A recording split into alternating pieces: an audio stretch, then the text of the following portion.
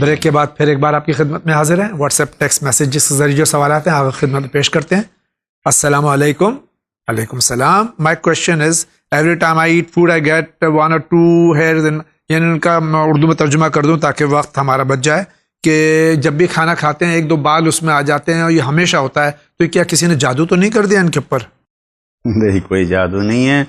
آپ کے گھر میں کوئی یا کھانا پکانے والا یا خود آپ کا کوئی ایسا ہوگا، جیسے ہوتا ہے ہم لوگوں کے یہاں بھی بال ٹوٹنا یا کچھ ہوتا ہے، گرنے کی مشکل ہوتی ہے، آدمی محسوس نہیں کر پاتا ہے، کھانے میں بال آ جاتا ہے، کوئی ایسا جادو وغیرہ نہیں ہے.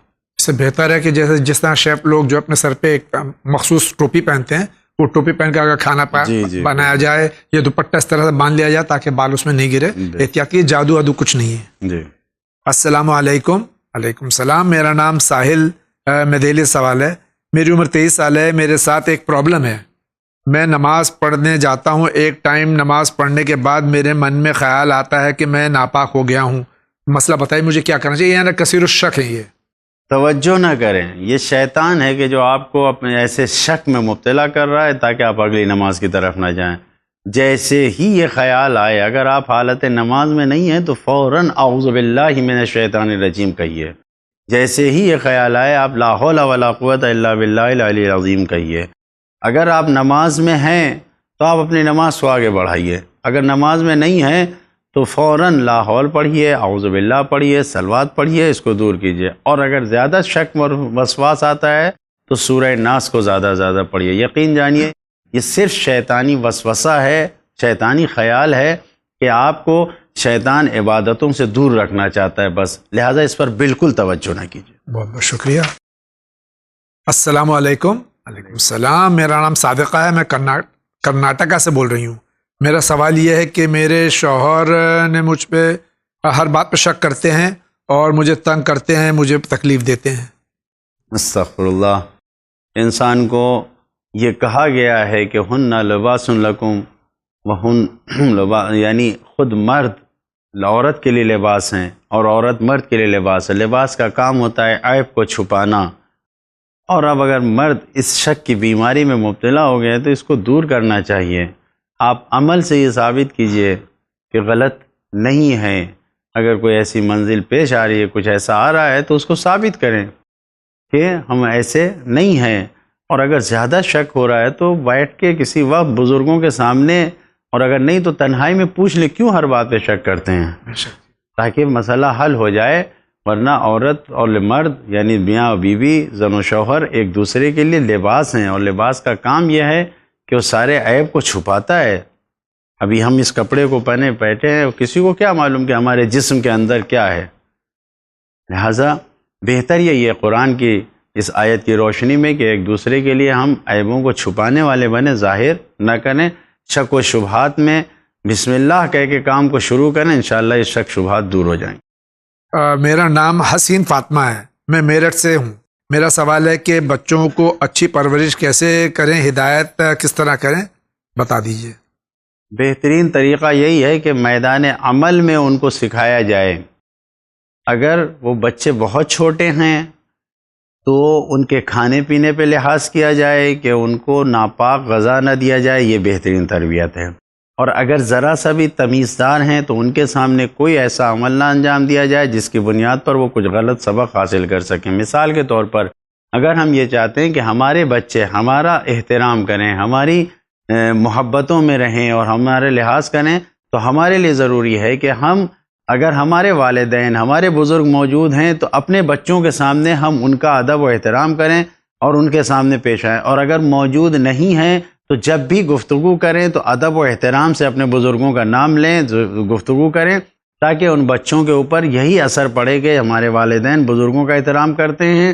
عمل سے یہ بات سمجھائیں اپنے بچوں کو کہ اچھی تربیت اور اچھے بچے وہی ہیں کہ جو اپنے بڑوں کا احترام کرتے ہیں. تمام کاموں میں سچ بولنا، کہ اگر چاہتے ہیں بچے سچ بولیں تو ہمیشہ ہم سچ بولیں.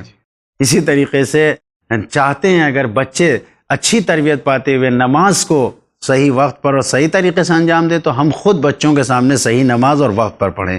انشاءاللہ بہترین طریقہ ائمہ معصومین نے تربیت کا یہی بتایا کہ عمل کے ذریعے تربیت کریں. بے شک. السلام علیکم. وعلیکم السلام. مولانا میرا ایک سوال یہ ہے کہ میرے شوہر کی ترقی نہیں ہو پا رہی ہے، پروموشن ان کا رک جاتا ہے اور پرابلم آ جاتے ہیں، کوئی دعا بتا دیجیے۔ بہترین دعا یہی ہے کہ انسان ترقیوں میں رکاوٹ پڑنے والی چیزوں کو دور کرے، اور ایک اہم چیز جو ہمارے رزق کو باندھ دیتی ہے اور رزقوں کو ہمیں دور کر دیتی ہے، وہ رشتہ داروں سے رشتوں کو توڑنا ہے۔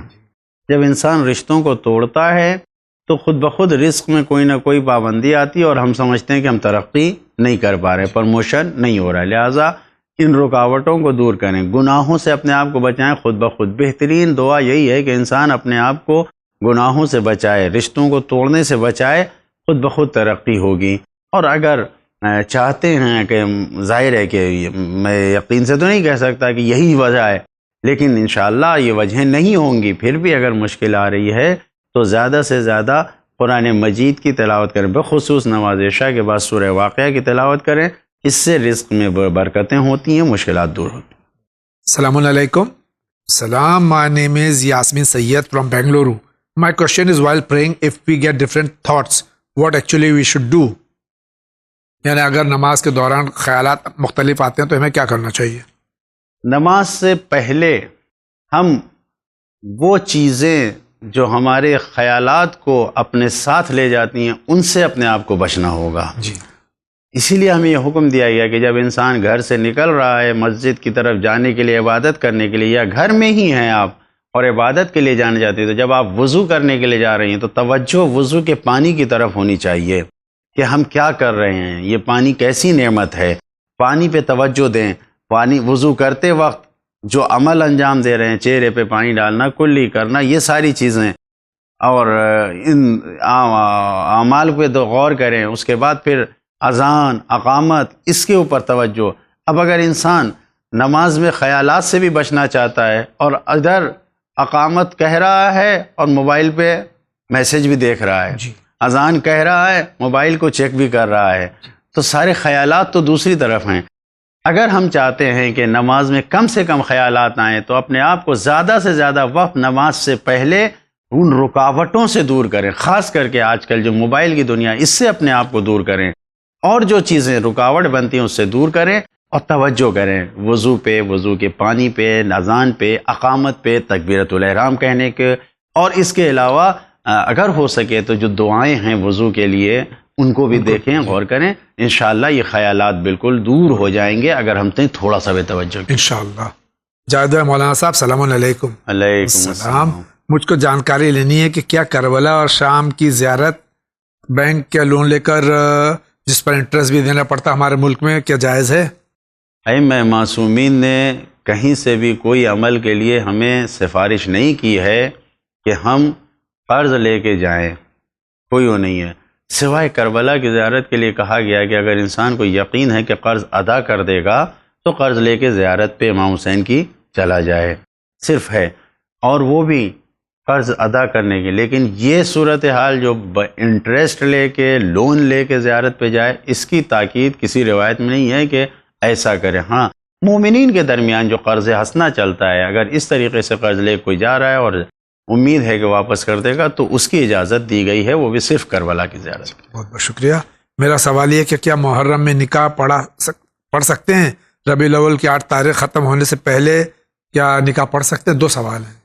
محرم میں نکاح پڑھنا بے نفس سے حرام نہیں ہے، شادی کرنا بے نفس سے حرام نہیں ہے، شریعت نے پابندی نہیں لگائی ہے، لیکن یہ ایام عزا جو اہل بیت کے لیے غم اور مصیبت کے دن ہیں، اگر ہمارے گھر میں کوئی ایک چھوٹی سی مصیبت بھی آ جاتی ہے تو ہم اپنی خوشیوں کو ٹال دیتے ہیں۔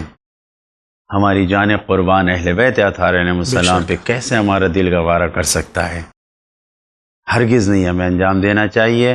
ہاں، اگر کوئی گناہ میں پڑ رہا ہے، حرام کی طرف جا رہا ہے اور بغیر نکاح کے کوئی چارہ نہیں ہے، خاموشی سے نکاح کر کے اپنے کو گناہ سے بچا سکتا ہے، حرام نہیں ہے۔ السلام علیکم۔ وعلیکم السلام۔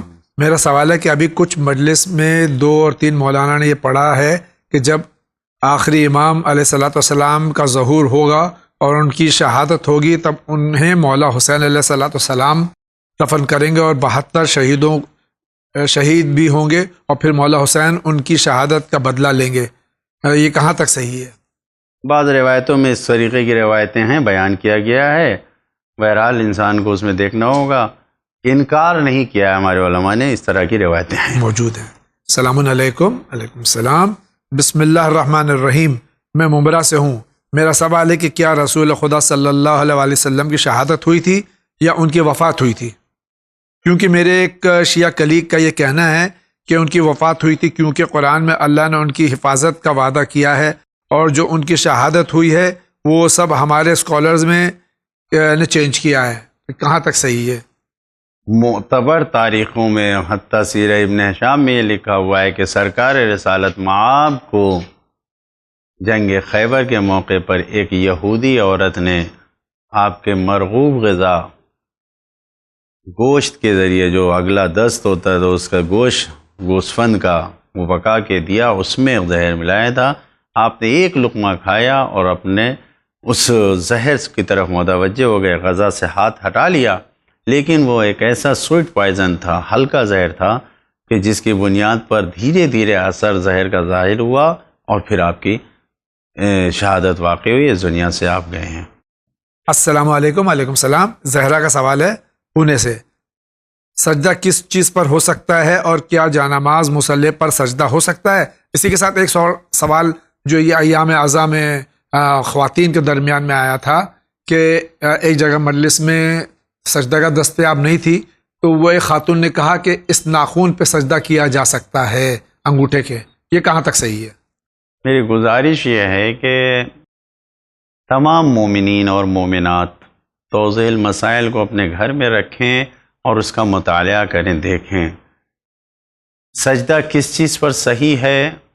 واضح طریقے سے آغا سیستانی نے تحریر فرمایا ہے. آج کے ہمارے مرجع یہاں پر جو زیادہ تر تقلید ان کی ہو رہی ہے، کہیں سے بھی ہاتھ ہتھیلی ان چیزوں پہ سجدہ صحیح نہیں ہے. جی، یعنی اس پہ سجدہ صحیح نہیں، بالکل نہیں صحیح ہے، بالکل صحیح نہیں. جی، ما لا یوکل و ما لا یلبس، جو چیز کھائی نہیں جاتی، جو چیز پہنی نہیں جاتی، ما ینبت الارض، جو زمین سے اگتی ہے، اس کے اوپر سجدہ صحیح ہے. جی، پتھر پر صحیح ہے، مٹی پر صحیح ہے، پتوں پر صحیح ہے، لکڑی پر صحیح ہے. جو پتے کھائے نہیں جاتے ہیں اس پر سجدہ صحیح ہے. جی. وہ جو چیزیں پہنی نہیں جاتی ہیں اس پر سجدہ صحیح ہے. اب اگر کوئی کپڑا سفید ہے، رومال وغیرہ، مجبوری کی حالت میں اگر یہ چیزیں نہیں مل رہی ہیں، پتھر، مٹی، ڈھیل، لکڑی، پتا کچھ نہیں ہے، مجبوری کی صورت میں، تو اس کپڑے پہ مجبوری کی صورت میں سجدہ صحیح کر سکتے ہیں، لیکن انگوٹھے یا ہاتھ یا اس ناخن پر سجدہ کسی حال میں نہیں، کسی حال میں صحیح نہیں ہے. بہت بہت شکریہ. میرا سوال ہے کہ مجھے مجلس یا نماز کے وقت بہت الٹی سیدھی باتیں دماغ میں آتی ہیں. حد یہ ہے کہ اس کی وجہ سے میں مجلس ماتم سے بہت دور ہو گئی ہوں، پریشان رہتی ہوں. میرے دماغ میں کوئی بول جاتا ہے، پھر یہ خیال آتا ہے کہ میں نے اتنا بڑا گناہ کر دیا ہے اور معافی مانگتی ہوں. کیا کرنا چاہیے؟ ابھی آپ نے فرمایا کیا کرنا چاہیے. بالکل، لیکن نماز ہو، مجلسیں ہوں، یہ سب عبادت ہیں، یہ سب چیزیں خداوند عالم سے قریب کرنے کا ذریعہ ہیں. اور شیطان جس نے قسم کھا رکھی ہے کہ اللہ کے نیک بندوں کو جو خلوص کے ساتھ عمل انجام دیتے ہیں ان کو وہ راستے سے ہٹائے گا. یہ سب شیطانی فکر ہے، وسوسہ ہے، خیالات ہیں. جب بھی یہ خیال آئے فوراً آپ لا حول پڑھیے، لا حول ولا قوت الا باللہ العلی العظیم. آپ پڑھیے اعوذ باللہ من الشیطان الرجیم، آپ صلوات پڑھیے، شیطان خود بخود دور ہوگا. ان خیالات کو اپنے ذہنوں میں آنے ہی نہ دیجیے. آپ بھی جائیں تو فوراً انہیں دور کیجیے. دیکھیے آپ خود کہہ رہی ہیں کہ میں دور ہو گئی ہوں مجلسوں سے، نماز سے، ان چیزوں سے دور ہو گئی. شیطان یہی چاہتا ہے. یہ سب شیطانی خیالات ہیں. اپنے ذہنوں کو ایسے خیالات سے پاک کیجیے تو نماز و مجلس میں یہ سب خیالات نہیں آئیں گے. بہت بہت شکریہ.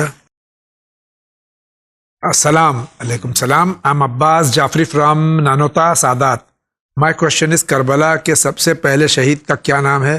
بعض علماء کہتے ہیں کہ مسلم بن اوسجا، اور بعض کہتے ہیں کہ جناب حر، اور بعض کہتے ہیں کہ جناب حر کا بیٹا. ظاہر ہے کہ مقتل کربلا، تاریخ کربلا کسی مومن نے نہیں لکھا ہے. جو لکھا ہے وہ ایک حمید ابن مسلم جو کہ دشمن کی فوج کا ایک سردار سپاہی تھا جی، اس نے لکھا ہے اگر ائمہ معصومین علیہ السلام کی روایتیں نہیں ہوتی تو ہمارے لیے کربلا کے صحیح واقعات منتقل نہ ہوتے. تو اس قسم کے جزئی سوالات کو بیان نہیں کیا گیا ہے.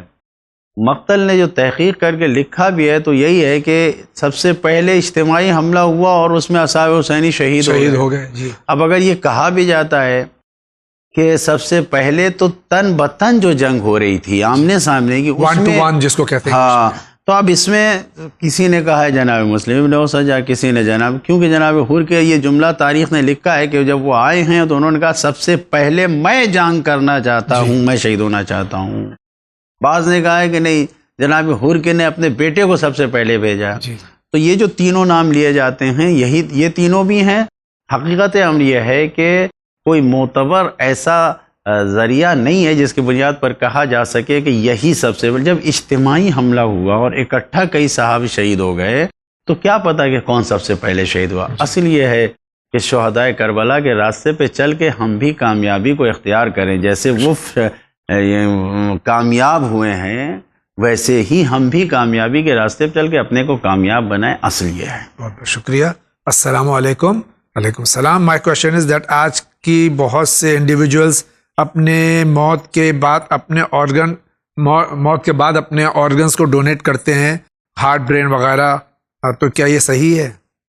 توہین میت جائز نہیں ہے. اب اگر عقلاء صاحبان عقل اس بات کا فیصلہ کرتے ہیں کہ یہ موت اس کی جو ہوئی ہے کیا ہے کہ ایسا ہوا ہے کہ پورا جسم کا ہے صحیح ہے اور ایک ایسا جھٹکا ہوا، کیا کہتے ہیں، کارڈیک اریسٹ، ہاں، یا برین ہیمریج ہو گیا. جی. تو اب اس میں دوسری چیزیں کام میں لائی جا سکتی ہیں. اگر صاحبان عقل کہہ رہے ہیں اور سستانی فتوی کے مطابق کہ اگر توہین نہیں ہو رہی ہے میت کی اور اس کے اعضاء کو ادب و احترام کے ساتھ نکال کے کسی اور کی جان کو نجات دلائی جا سکتی ہے اور اس نے وصیت کیا ہے تو جائز ہے، ورنہ بے احتیاطی اور بے عزتی کے ساتھ جائز نہیں ہے کہ میت کی بے حرمتی کی جائے. یہاں تک کہ پوسٹ مارٹم کے لیے بھی ہمارے لیے جائز قرار نہیں دیا گیا ہے کہ اگر کوئی مقصد عقلائی کی بنیاد پر پوسٹ مارٹم ہو رہا ہے تو ٹھیک ہے، ورنہ عام حالات میں پوسٹ مارٹم کی بھی اجازت نہیں دی گئی. بہت بہت شکریہ. السلام علیکم. وعلیکم السلام. میرا سوال یہ کہ جو ہمارے یہاں 3 وقت میں 17 رکعت نماز پڑھتے ہیں، کیا ہم اس نماز کو 5 وقت میں 17 رکعت نماز پڑھ سکتے ہیں؟ کوئی حرج نہیں ہے، پڑھ سکتے ہیں، 5 وقت بھی پڑھ سکتے ہیں. یہ تو آسانی کے لیے 5 وقت کو 3 وقت میں کیا گیا ہے. دونوں سنت رسول ہیں. دونوں سنت رسول. یہ علی فضل کا سوال تھا. جی. السلام علیکم. وعلیکم السلام. جی، میرا سوال یہ کہ میں اپنے شوہر کی بیوی نمبر 2 ہوں. مجھے ایسا لگتا ہے کہ وہ ہم سے پیار نہیں کرتے اور شادی صرف دکھانے کے لیے کی ہے اور ہم سے زیادہ بات بھی نہیں کرتے، کیونکہ ان کے دل کی بات جاننے کے لیے انہیں بنا بتائے بھنگ کھلا سکتے ہیں تاکہ وہ اپنے دل کی بات کر سکیں. یعنی کیا بھنگ کھلا سکتے ہیں شوہر کو؟ نشہ کرنا، بھنگ کھلانا کسی بھی اعتبار سے جائز نہیں ہے. اور یہ کس نے کہہ دیا بھنگ کھلانے سے دل کی بات معلوم ہو جاتی ہے؟ اپنے عمل سے ان کو اپنے دل میں، ان کے دل میں آپ اتریے اور اپنے عمل کے ذریعے، اپنی محبتوں کے ذریعے ان کو اپنے سے قریب کیجئے کہ ان کے دل کے حال کو جانیے. یہ ناجائز طریقوں سے دل کے حال نہیں معلوم ہوتے. السلام علیکم. علیکم السلام. میں مدینہ کلکتہ کی ہوں. میرے ابا 25 سال پہلے انتقال کر گئے. پیسے کی کمی کی وجہ سے ان کا کفن چندہ کر کے خریدا تھا. میں کیا اب وہ پیسے ادا کر سکتی ہوں؟ مجھے بہت کھٹک رہا ہے. پیسے کس کو دینا ہوں گے مجھے بتا دیجئے. کوئی ضرورت نہیں ہے. آپ ان کے لیے زیادہ سے زیادہ نیک کام کیجئے. جن لوگوں نے، اگر وہ مطالبہ کر رہے ہیں جن سے لیا تھا تو آپ جا کے ان کو دے دیجئے. اگر وہ مانگ نہیں رہے ہیں تو آپ بالکل پریشان نہ ہوئیے. اور آپ کے لیے یہاں پہ کوئی حرج نہیں ہے. آپ کے پاس اگر آج پیسہ ہے تو ان کے لیے نیک کام کیجئے. کسی یتیم کا مدد کیجئے، کسی غریب کی مدد کیجئے. ان کے لیے قرآن پڑھیے، قرآن پڑھائیے، جو بھی کیجئے. انشاءاللہ آپ کو بھی سکون ملے گا، انہیں بھی سکون ملے گا. کفن کا جو چندہ تھا اگر چندہ دینے والے مانگ رہے ہیں تو ادا کیجئے، ورنہ کوئی حرج نہیں. بہت بہت شکریہ. السلام علیکم. علیکم السلام. میں بول رہی ہوں مراد آباد سے.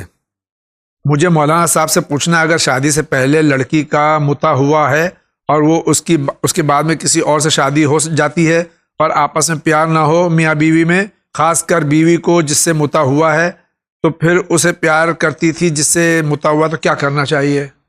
سوال ایسا یہ ہے کہ اگر کسی سے متا ہوا تھا اور شادی اس سے نہیں ہوئی، عدت پورا ہونے کے بعد، وقت پورا ہونے کے بعد اگر نکاح ہوا ہے دوسرے سے، تو اسی کے ساتھ نکاح کرنا چاہیے۔ ہاں، اگر نہیں ہو پا رہا ہے اور اگر چاہتے ہیں کہ جس سے پہلے متا ہوا تھا اور اسی کے ساتھ محبت ہے، تو جس سے نکاح ہوا ہے پہلے یہ طلاق دے گا اور یہ چھوڑ دے گا، اور عدت طلاق کی پوری کی جائے، اس کے بعد دوبارہ نکاح میں جس سے متا کیا تھا، جس سے پیار کیا تھا، اس سے دوبارہ نکاح کر کے اس کے ساتھ جا سکتے ہیں۔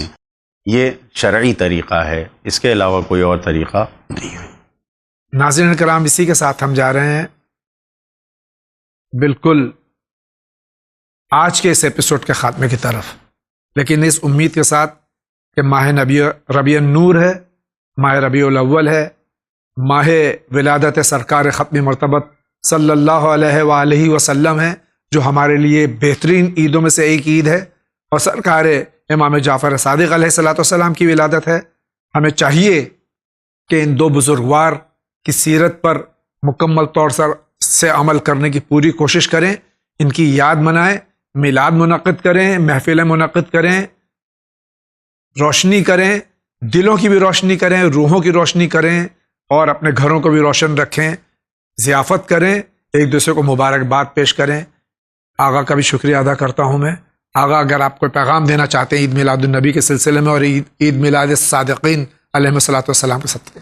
بہترین پیغام یہی ہے، اول پروگرام میں بھی عرض کیا کہ سیرت پاک، سیرت طیبہ نبی کریم پر عمل کریں، جس طریقے سے ان کے جانشینوں نے کہا ہے، خصوصاً ان کے چھٹے جانشین ہمارے چھٹے امام حضرت امام جعفر صادق علیہ السلام نے اپنی تعلیمات کے ذریعے ان کی سیرت پہ عمل کرنے کو ہم سے کہا ہے، اس پر ہم عمل کریں، مکمل طریقے سے اپنے آپ کو کامیاب بنانا ہے، دنیا اور آخرت دونوں کی کامیابی اور سعادت کو حاصل کرنا ہے، تو ان کی سیرت پر عمل کر کے ہی ہم کامیاب ہو سکتے ہیں۔ بہترین عیدی، بہترین تحفہ، بہترین خوشی یہی ہے کہ ہم ان کے بتائے ہوئے راستے پہ چل کے اپنے آپ کو ان سے قریب کریں۔ آج کا پہلا انعام جا رہا ہے، میں یہ سوال پوچھنا چاہتا ہوں، حضور صلی اللہ علیہ وسلم خالی مسلمانوں کے لیے دنیا کے اندر تشریف لائے تھے یا پوری بنی آدم ذات کے لیے، کائنات کے لیے دنیا میں تشریف لے کے آئے تھے؟ اسی کے ساتھ ناظرین کرام، میں آپ سے اجازت چاہتا ہوں، انشاءاللہ زندگی رہی پھر آپ سے ملاقات ہوگی۔ وآخر دعوانا ان الحمد للہ رب العالمین۔